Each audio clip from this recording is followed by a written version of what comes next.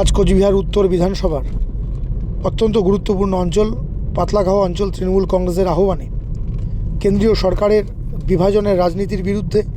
এবং একই সাথে বাংলা এবং বাঙালির অস্মিতার ওপর আঘাত, বাংলা এবং বাঙালিকে বঞ্চনা করবার প্রতিবাদে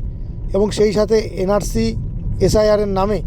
যেভাবে বাংলার মানুষের মৌলিক অধিকারকে খর্ব করার চেষ্টা করছে প্রতিনিয়ত কেন্দ্রীয় নির্বাচন কমিশনকে সঙ্গে নিয়ে ভারতবর্ষের নির্বাচন কমিশনার এবং তাদের দোসর হয়ে কাজ করছে কেন্দ্রের বিজেপি, রাজ্যের বিজেপি। আজকে তারই বিরুদ্ধে প্রতিবাদ মিছিল পাতলাখাওয়া অঞ্চল তৃণমূল কংগ্রেসের ডাকে হাজার হাজার মানুষ আজকে পায়ে পা মিলিয়েছেন এবং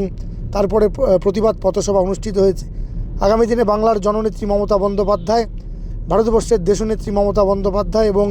অধিনায়ক অভিষেক বন্দ্যোপাধ্যায়ের নেতৃত্বে বাংলা এবং বাঙালির স্বার্থে বাংলার মেরুদণ্ড শক্ত করে যে লড়াই করছেন দেশনেত্রী এবং অধিনায়ক অভিষেক বন্দ্যোপাধ্যায়, তারই পথে আমরা আন্দোলিত হয়ে জেলার যুব সমাজ আমরা প্রতিনিয়তই বাংলার ভোট রক্ষা শিবিরে যেভাবে আমরা প্রতিদিন প্রত্যেকটি বুথ, অঞ্চলে, ব্লকে অংশ নিচ্ছি, ঠিক একইভাবে প্রতিবাদ মিছিল আমরা সংগঠিত করব আগামী দিনে।